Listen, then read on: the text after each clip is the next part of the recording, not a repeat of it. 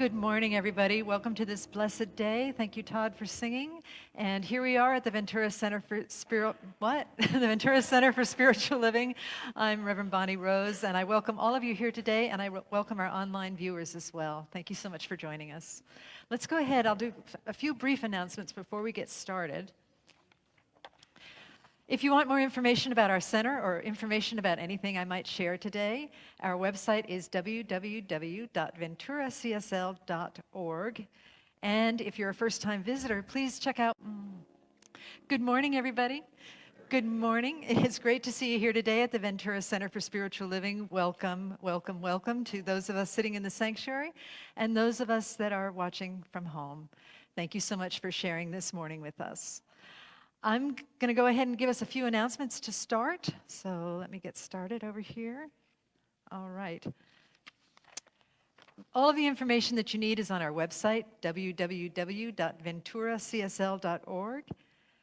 And also, if you're a first-time visitor, we have people wearing teal stoles that are ambassadors, and they are around somewhere. They may be greeting, but go find somebody with a teal stole, and they can answer any questions, or really anybody, a practitioner, me, come find somebody and they'll help you out if you have any questions about our teaching or our building or anything like that. If you'd like to serve, we've got many opportunities to serve. Serving helps enhance our spiritual growth and our sense of community. And if you'd like to serve, go ahead and speak with Bernie, who's our volunteer coordinator. Hey, Bern.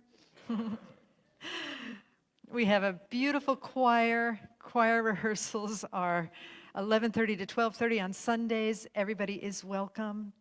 And on January 15th, we have a science and spirituality discussion group. The book is You Are the Placebo by Joe Dispenza. And that's facilitated by Peter over there and Mari. And chat with one of them if you need some more information. That's all I've got for now. However, I'm going to call forth Bill, who is one of our youth and family folks, and he'll go ahead and get us started. Good morning. Good morning. Any of the youth want to come down and help me today? All right. Anybody else coming? Oh, yeah. Here All they come. right, there's more coming. All righty. All right. Awesome. Whoa. So, as Reverend Bonnie said, I'm Bill Hadris with Youth and Family. And I'd like to start you all to think about your body. Think of your body as a container. Mm-hmm. Or it's kind of like a bus. So I imagine if you could just close your eyes if you'd like and think about your body as a bus, taking you everywhere you want to go.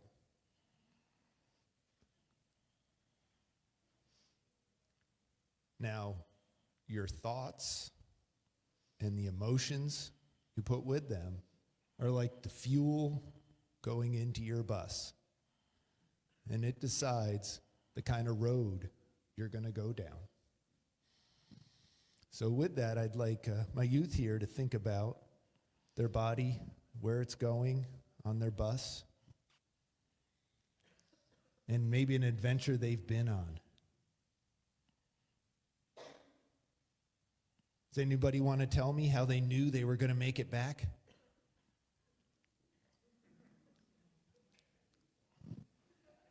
Any ideas? No? Well, generally that takes faith.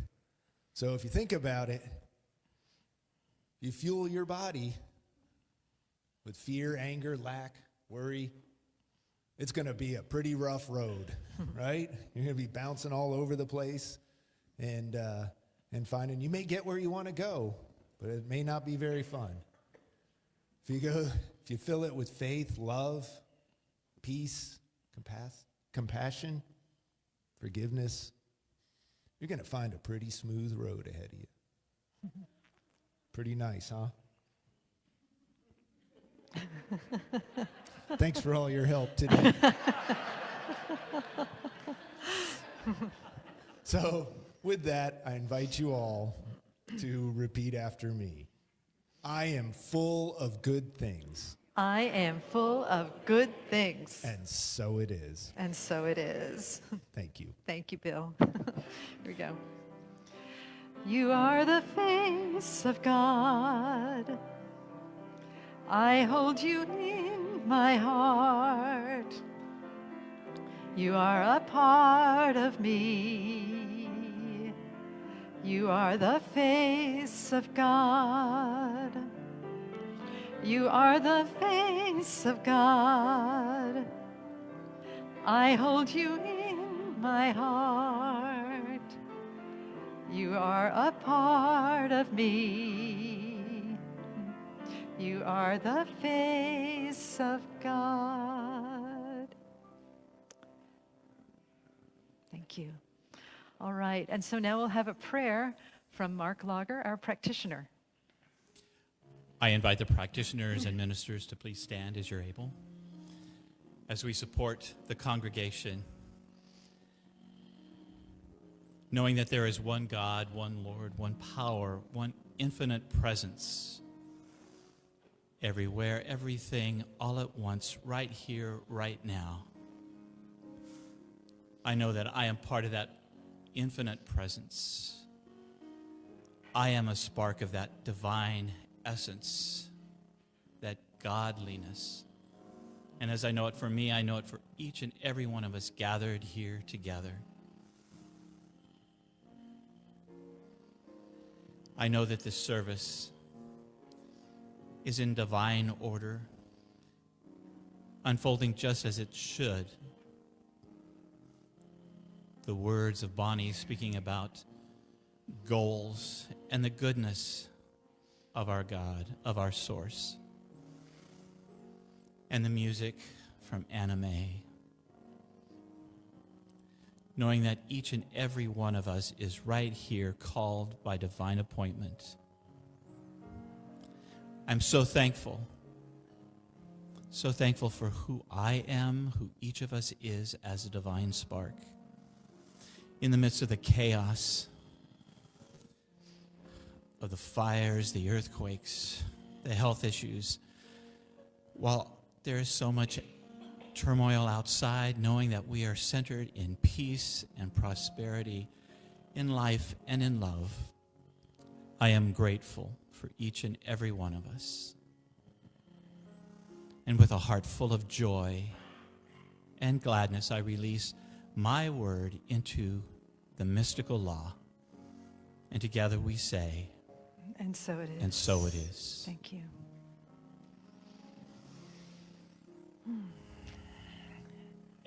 And so let us breathe deeply, bringing ourselves even deeper into that space of consciousness that Mark led us to so beautifully. Breathing in and breathing out, expressing and releasing the divine breath, and understanding that there truly is only one life, one power, and that this power goes by many names. Some call it spirit, some call it love, some call it God, higher power, source, the universe, the cosmos. But it also goes by the name I am. I am that I am. I am that which created this universe out of myself, a hidden treasure that longs to be known in all things. That is the I am, and that is who and what we are. And so today in this sacred space, let us remember that I am presence as the truth of our being. Let us identify with it. Let us let it go of anything that feels like it's pulling us away from that knowing, and anchor this presence in our bodies, in our breath, in our song. Today, as we sing, I am remembering who I am, let us know the I am presence in all things, in all beings everywhere, in all conditions, as we know it for ourselves. Since there is only one, we know it for all beings. I am remembering who I am. I am remembering who I am.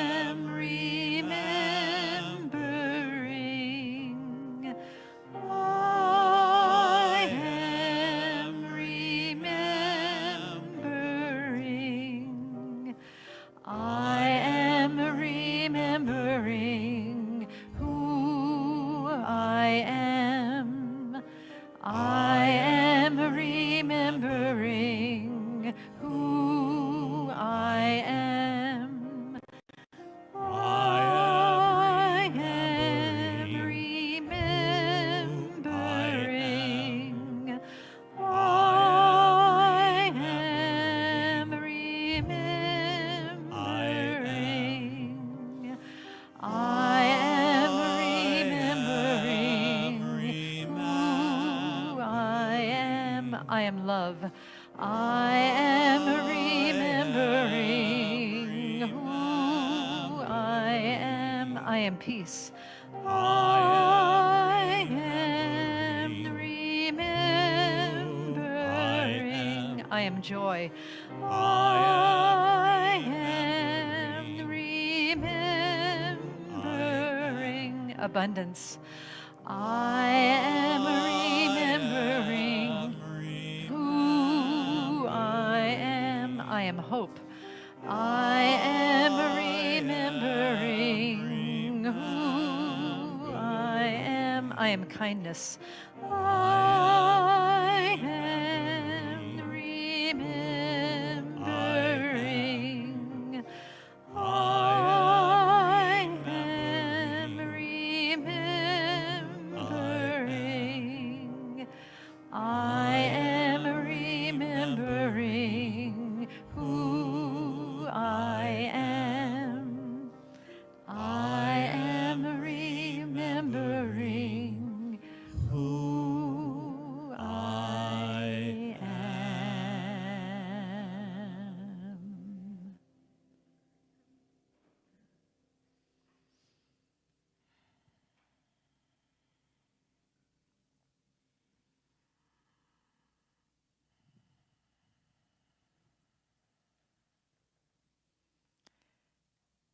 May we remember in the eternal presence as the eternal presence. And in that spirit, let us inhale deeply and then exhale, gently opening our eyes as love, and in service to what is, as it is, and so it is. Namaste.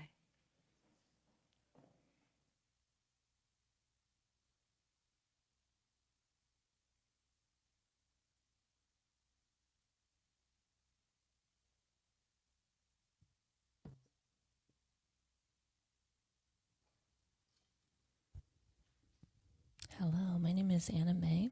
I'm going to play some songs that I've written.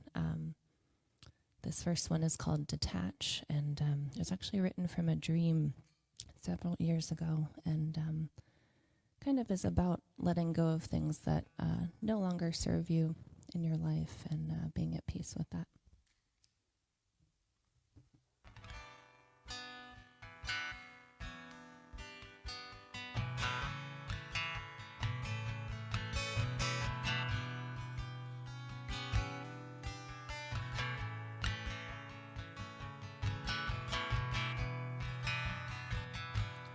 I don't wanna come down. I wanna drown in this love.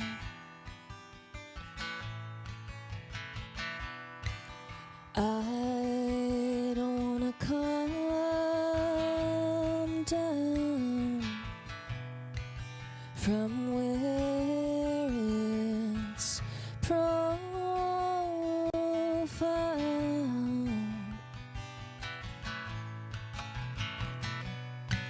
The dreamscape is all around me. It is our long lost love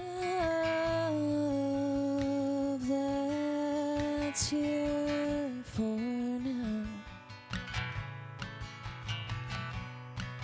Past the traps of this twisted uptown. We are summer dripping down,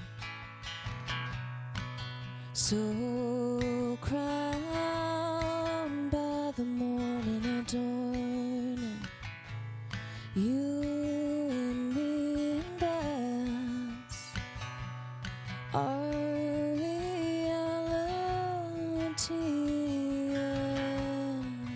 as we open our eyes.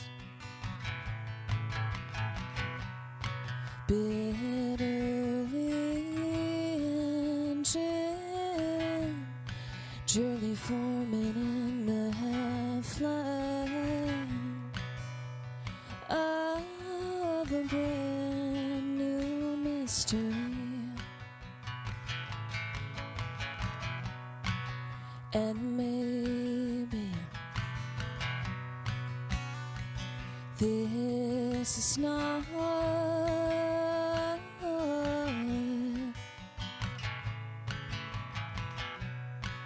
something that I meant to hold on to.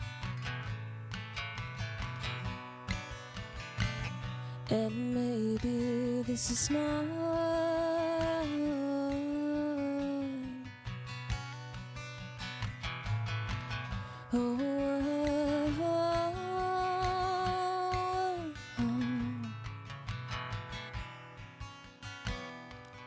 doesn't feel like we're on land anymore. Capture it and hold on in the middle of the ocean's roar.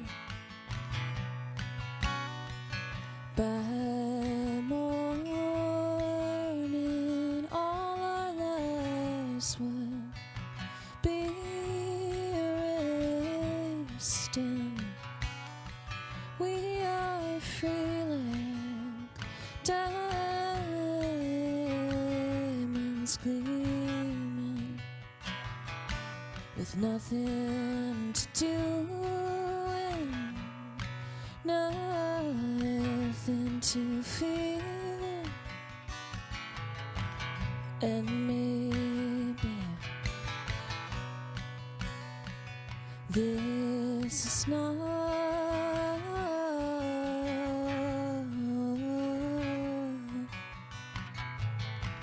something that I meant to hold on to.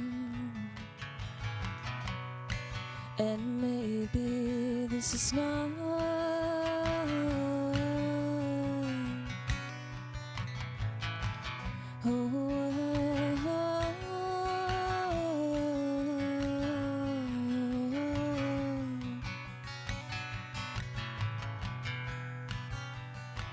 I am both separate and attached, moving slow and moving fast. We're running through the waves.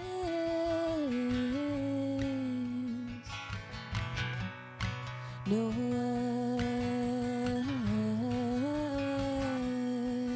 don't wanna come down. No, I don't wanna come down. No,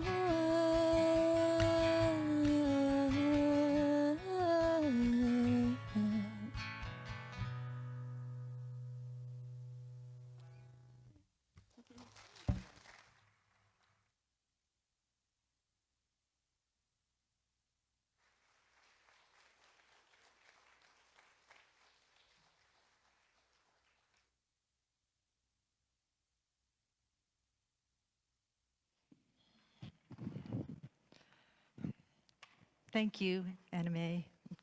Thanks so much. Is that not the cutest thing you've ever seen in your whole life? Talk about a container for good, right? Before I get into the body of this talk, I do want to say a few words about what's going on in our beautiful California right now. Los Angeles, oh gosh. I know a lot of us are having our heartstrings pulled big time about the fires and the loss, and I'm sure that many of us have people that we know there, loved ones that we may be concerned about. So I just want to speak that into the room and also understand that one of the things that we can do to help this situation. We'll talk at the end of the talk about something specific, but one of the things that we can do to assist the world at large, not only Los Angeles, but everywhere, is to do our own spiritual work. And so we are here today to do our spiritual work. And I'm going to read you a brief prayer from Marianne Williamson. And so I just invite you to turn within and listen to these words. Dear God, please send your angels to the city of Los Angeles. Pour forth divine waters on the raging fires. Bless the firefighters and give them strength. Protect the people. Save the animals. Work miracles for all. Bring forth comfort and hope at this dangerous hour. Thank you, God. And may I add to that prayer to say that we are here again to do the spiritual work of setting conscious intentions and intentional letting go and being all that Spirit called us to be. And with that, I invite us all to breathe in deeply and then exhale, gently letting go, being in service to what is as it is, and so it is. Thank you for praying with me. Today, the message is A Container for Good. And our featured book this month is The 4 Spiritual Laws of Prosperity by Edwin Gaines. Last week we spoke about tithing, also known as generosity. This week we're talking about goal setting. Mark it on your calendars. Next week we're talking about forgiveness. And then purpose. So there's many theories about goal setting. And, do we set specific goals? Do we set goals based on spiritual principles? How do we do it? When do we do it? How is goal different than purpose? I got to tell you, I don't know. I think it all works, and we just do what we're called to do in the moment. And so in the spirit of simplicity, I'm going to tell you 3 stories today, and each one illustrates an aspect of goal setting. And this is from Reverend Diane Harmony, who wrote a book called 5 Gifts for an Abundant Life. The 3 aspects that she identifies as goal setting are dream, do, and detach. So we're going to start with dream. This is a story about dreaming by Alan Cohen. It's a metaphor. A man died and went to heaven, and God gave him a tour. God showed him the pearly gates, the many mansions, the streets of gold. And then they passed a room with a closed door. "What's in that room?" asked the man. And God said, "Oh, it would make you sad to see." Oh, I'm doing Mr. Ed for God, excuse me. Oh, Wilbur. Well, I'll just carry on. I kind of like Mr. Ed as God. I don't know. "Oh, it would make you sad to see what's in there," answered God. Maybe Mr. Ed is God.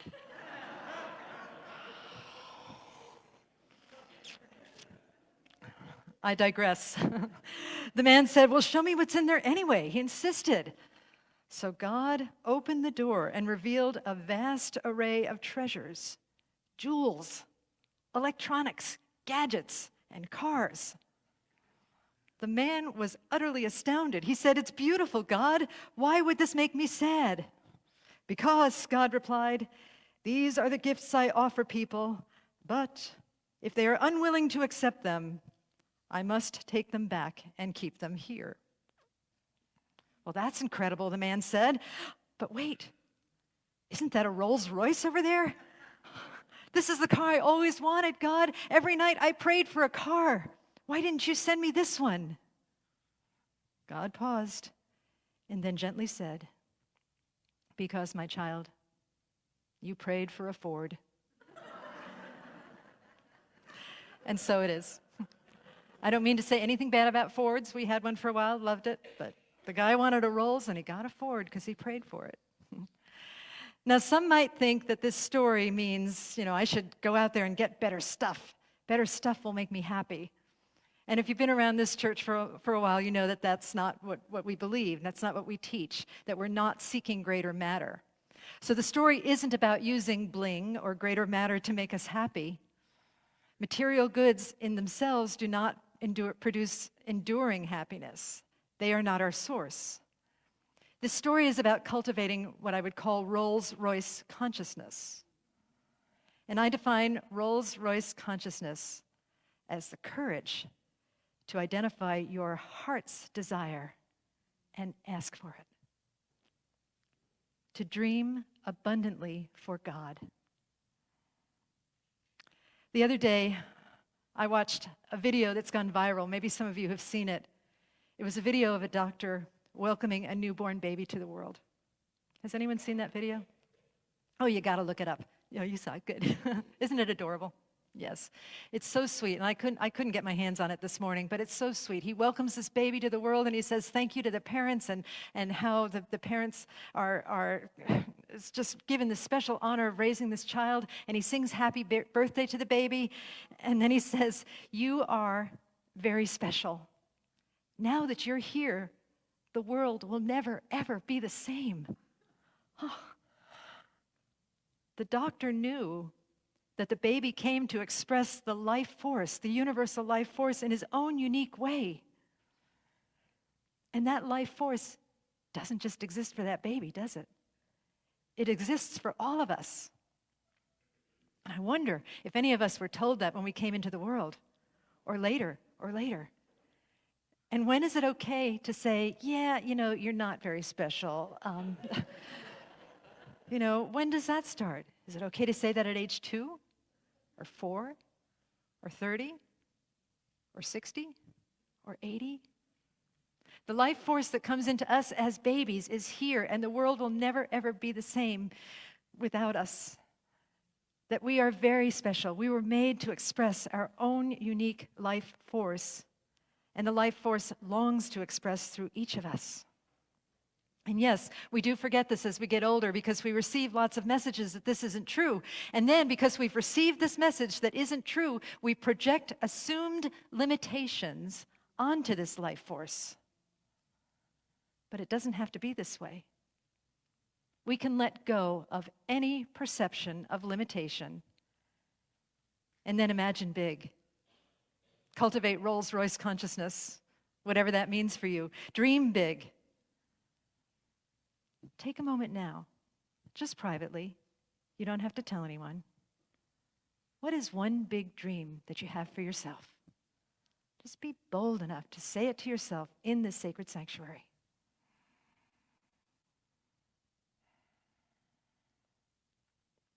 And then give thanks for it and allow it to be. That was the first story. The second story is about doing. Manifesting dreams, allowing dreams to come to fruition, allowing that life force to express through us requires action. The author of our featured book, Edwene Gaines, says, you can't just sit there like a bump on a pickle. She's a Southern belle, by the way, just so you know. According to Diane Harmony, though, the one who said dream, do, and detach, much of our doing is inner doing. And what that means to many of us is that our doing is releasing the fear that threatens to sabotage our heart's longing. Releasing the fear that threatens to sabotage our heart's longing. Amen. Years ago, Edwene writes about this in her book. She decided to leave her job and become a full-time freelance seminar leader. Now, you can imagine that stirred up some fear in her. It meant no benefits, no regular paycheck, and she was afraid. She was afraid of that. And by the way, I just want to say baby noises are always welcome here, so you are welcome to stay, okay? All righty. She was afraid that she was going to lose everything if she followed her dream and became a freelance seminar leader. She decided to heal her fears by attending a workshop that she read about in a magazine. It was in Northern California, in Napa, in a beautiful resort site. And she looked forward to attending this workshop to engage in releasing her fears through meditation and deep, meaningful conversations and journaling and probably some wine, since it was in Napa. Edwin arrived on the first day, and shortly thereafter, the leaders took the entire group to the edge of a cliff in the wilderness. They gave Edwin and the other participants a rope and a tiny yellow hard hat, and then told her she had to rappel off of a 200-foot cliff. Now, Edwin wrote, "At that moment, every single ounce of spirituality and faith I thought I had flew right out the window. I get dizzy just from standing on a step stool." But somehow she found a way to do it anyway. She was called to do it, and she did it anyway. She wrote that she went over the cliff on the rope, saying, "Jesus Christ, Jesus Christ, Jesus Christ." We don't know if she was praying or taking the Lord's name in vain, but, whatever. When she safely arrived at the bottom, she said that she threw an old-fashioned Southern hissy fit, that she was praising God and raising up her hands and dancing and absolutely thrilled that she had found the courage to do what she thought was impossible.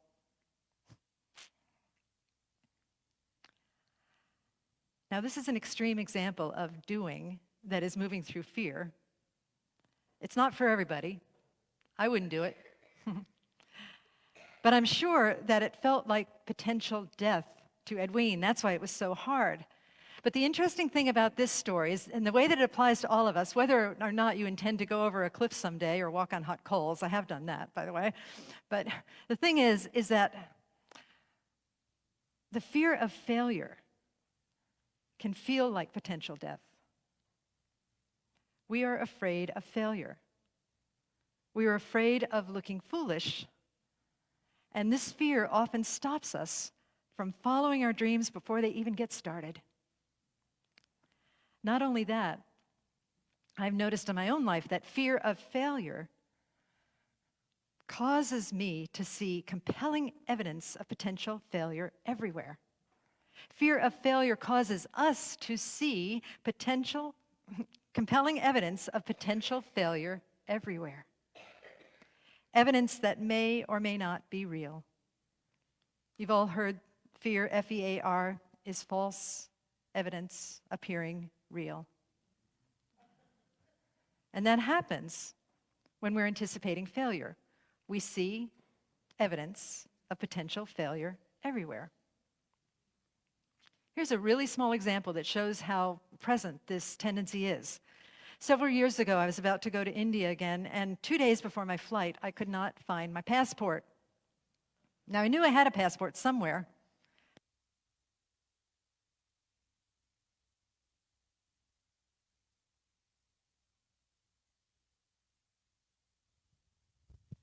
I wonder if that was a sign from God. If we believed in a different kind of God, we might say that God was irked that I used a Mr. Ed voice for him. But anyway, we don't believe in that kind of God. God is energy, people. If you're new here, A, God is not Mr. Ed, and B, God is energy. Okay.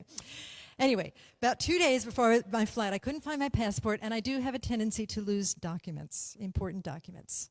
So, of course, I panicked, and I started tearing up the house. I looked everywhere, places it wouldn't be, in the medicine cabinet, under the mattress, thinking that maybe a dog or a cat had drug it, see, I'm getting southern now, drug it under there, right? I tore up the house and I looked everywhere, and the passport was just G-O-N-E, gone. Gone. I was about ready to give up, unpack my things, call India, and say, I can't go. I can't find my passport. And then I took a moment to breathe and relax and to affirm that nothing is ever lost in God. I opened my eyes. I opened a drawer that I had looked in at least 20 times.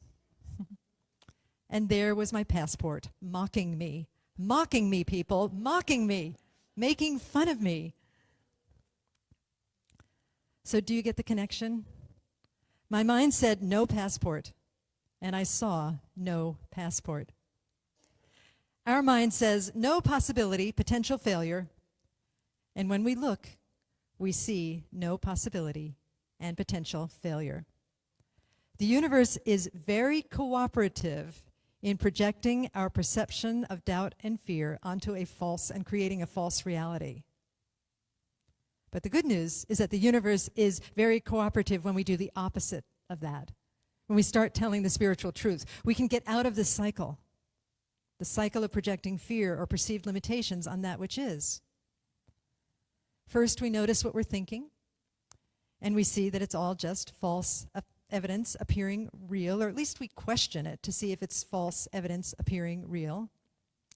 And then we remember who we are. We remember that divine child that came into the world where the doctor said, "You are special. You are here for a holy purpose. The world will never be the same because you're here." We remember who we are, and we abide in that powerful essence. And instead of saying, "I am afraid of failure," we say, "Failure is afraid of me." Ba-dum-bum.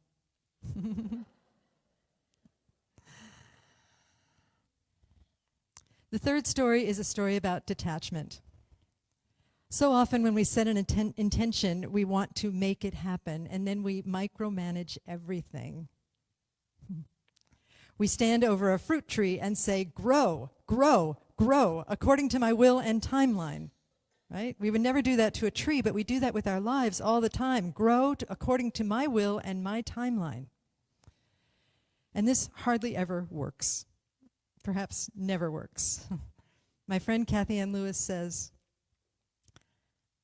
"God will make a way where there is no seeming way if you get out of the way." When I can do this, I have found this teaching to be true.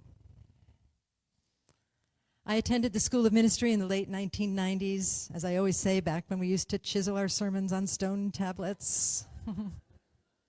We did have no internet, which was quite a challenge back then. And I attended just because I wanted to learn. I didn't really want to be a church minister. I just wanted to deepen in my spirituality and maybe be a chaplain someday and possibly lead devotional chanting service as a side gig from time to time, like I do here.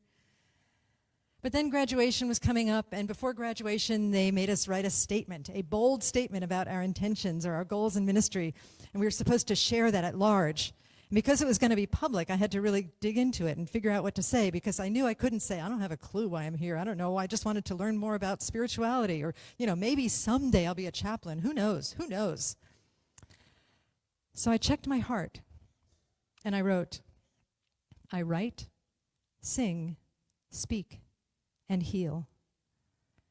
I am rewarded abundantly by and for these gifts." It felt right. It felt sincere. And I had no idea how to make that happen. So I let it go. Then, through a strange series of seemingly inconsequential and random events, somehow I was drawn to this church, to a position that I didn't even want at first. I didn't want to be a minister. I saw the outside of the church and I thought, whoa, that's too scary for me.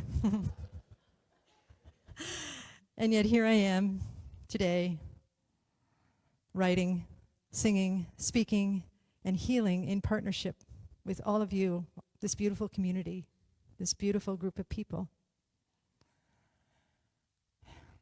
Arriving here together was a miracle of small steps that I could never have predicted, that made no sense whatsoever. The steps felt meaningless at the time that I was making them. And again, yet here we are, co-creating something beautiful in a world that definitely needs people like us. There is a specialness to each person here, and every single person here can make a contribution to being that unique force for good in the world around us. And I'm so honored to be on this path with you, a path that I had no idea how it was going to happen. Because we're not done co-creating here, are we? We're still co-creating something beautiful in this world that needs us so badly, that needs our hearts so badly, and we have room to grow in our service to all beings everywhere. And this brings me to the last thing that I want to say. When we are goal setting or manifesting or stating our purpose or creating intentions, one of the strongest assets that we can bring to this process is to realize this. Our life force is to be used for the benefit of all beings.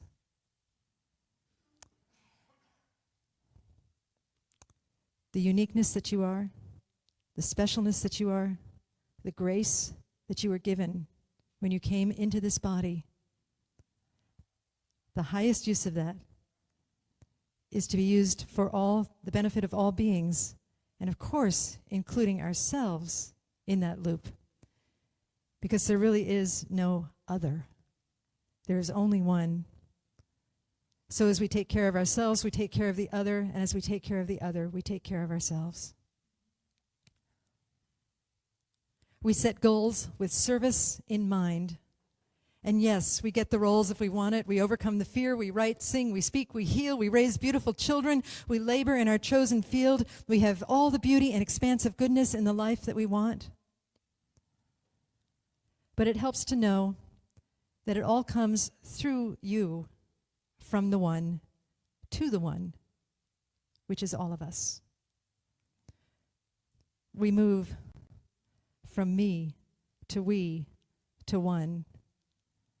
That aligns us with the truth of existence, and life becomes amazing as we align with that sanctity of our inherent oneness, our interconnection, and our interconnection. So we began this message with a prayer for our beloved family in Los Angeles, and with this prayer in our hearts, let us ask ourselves today, how might we serve as an individual, as a community, but especially now, how might we be a beacon of hope for those who are suffering or struggling? How might we as a community be a container for the one, a container for good? I don't know the answer yet. I'll be working with the board and our outreach coordinator to see what we can do, but we'll do something. We'll do something through the will of the possible. And through our prayers, aspirations, donations, inspirations, creativity, let us be an open container for the force of good that longs to flow through all of us and bring healing to all. Let's do that now, and let us pray.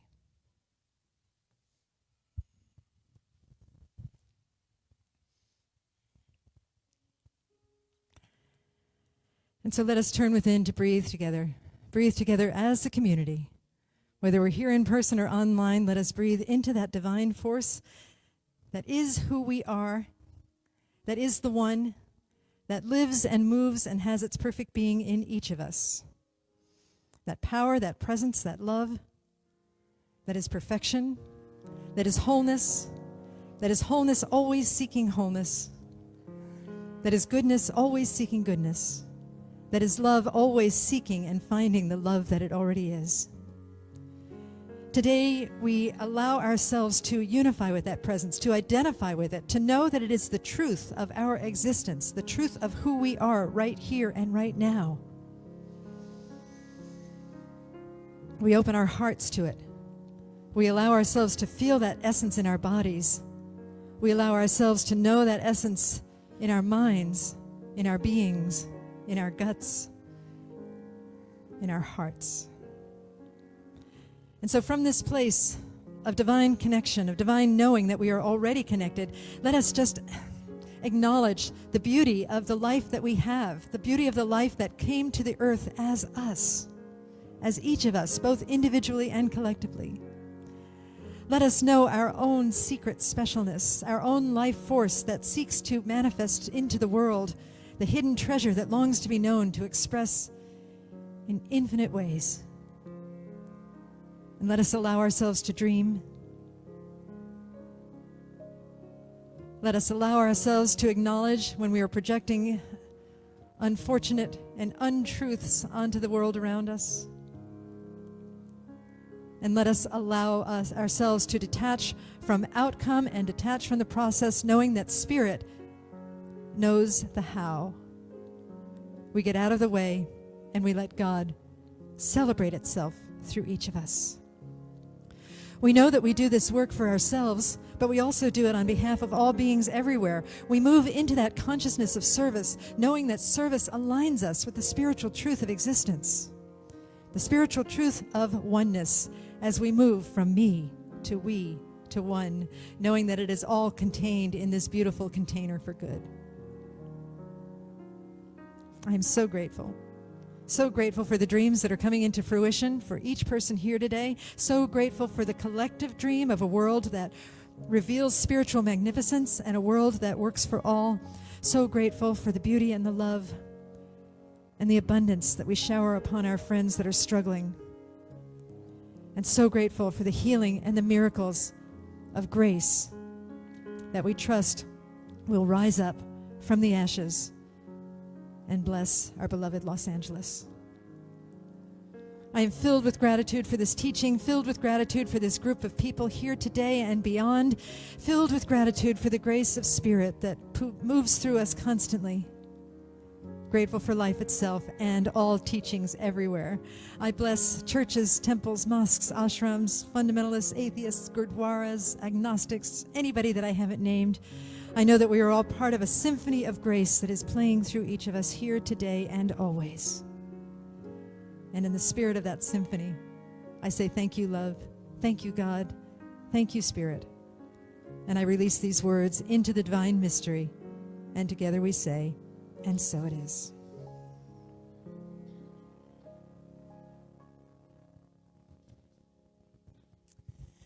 Thank you, Bonnie. And I'm so grateful that you're all here, because I know for myself this week it was very easy to fall into that despair. And yet I remembered words from this stage that said, we're better together, we can rise up. And that, you know, there are helpers, and look for the helpers. And I didn't know that before coming here. And so this is an opportunity to hold that high watch for our friends, for our family, and that we can get through this together. But it will take us being together. And so in this moment, I just invite you to be in that spirit of giving, of loving, of kindness and compassion. And that starts with us here, and we can ripple that out. I know that our ripples are powerful. So this morning, I invite you to place your offering over your heart, and we'll do the prayer together. We trust in Spirit. Love is the giver and receiver of all that we are. We offer these gifts. They are an outer expression of our inner abundance and compassion. Our gifts bless many and return to us multiplied in miraculous ways, so that we may give again. And so it is.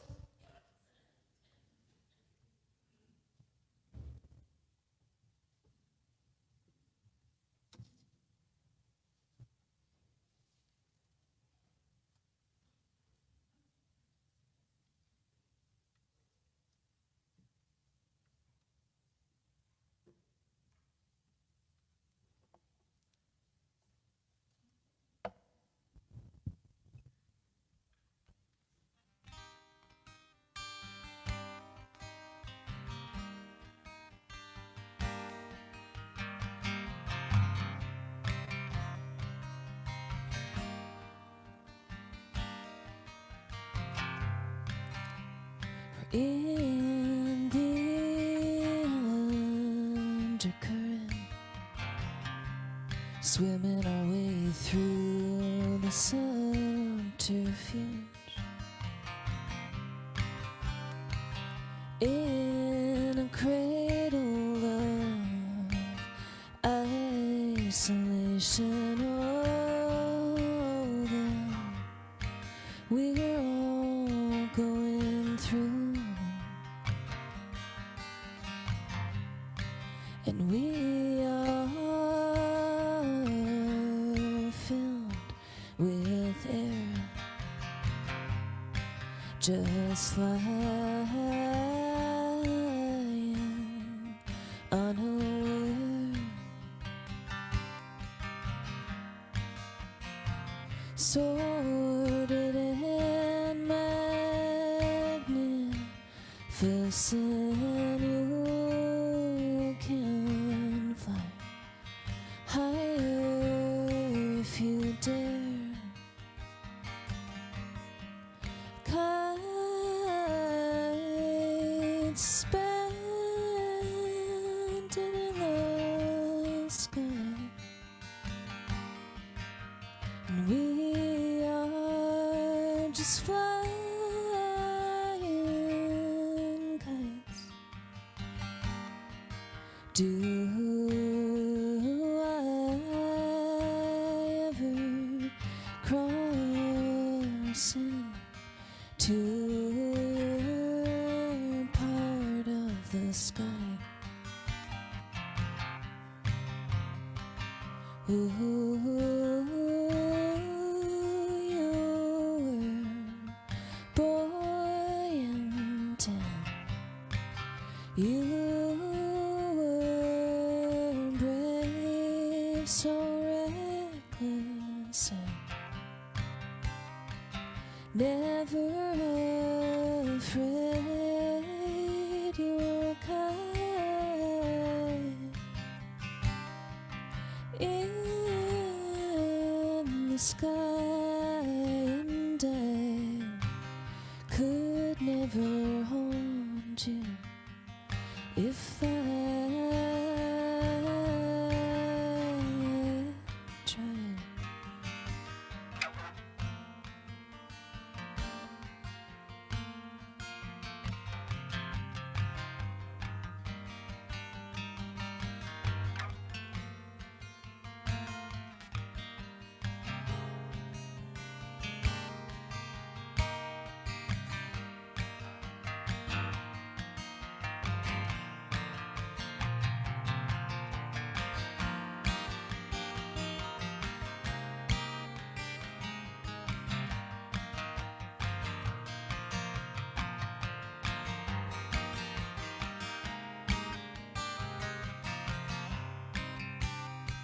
Ooh, and I had hope like any good kite against the raging wind.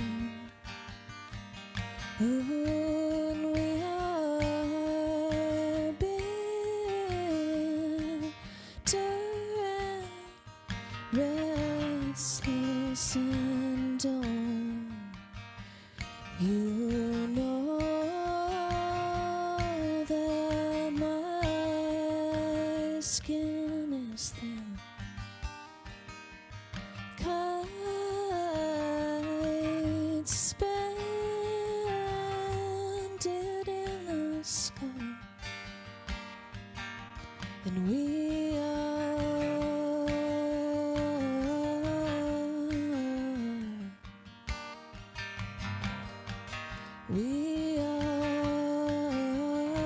just flying,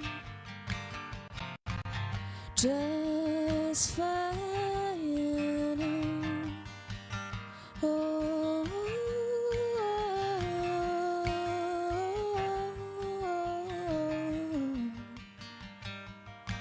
and sometimes we fall apart. We're scared of the dark, but no need to be afraid. We're just kites in these are windy days.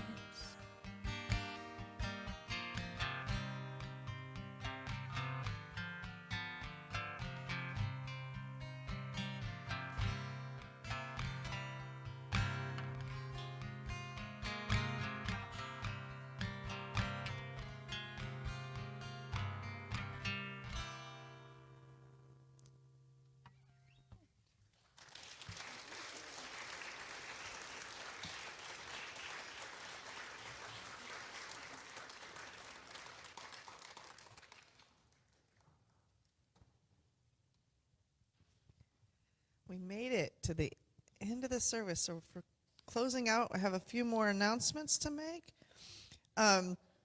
Let's see. We have a workshop coming up. So between now and next Sunday, you have the Wednesday meetup. So everybody come Wednesday at 6:30. You can talk to Pete about the You Are the Placebo. And then on Saturday, we have a workshop called Create Your Best Life in 2025. This is going to be facilitated by Linda Drevenstedt, where you are going to work for a couple hours and you're going to unleash your best life as you let go of old baggage. Discover how to set and keep your attentions alive in 2025.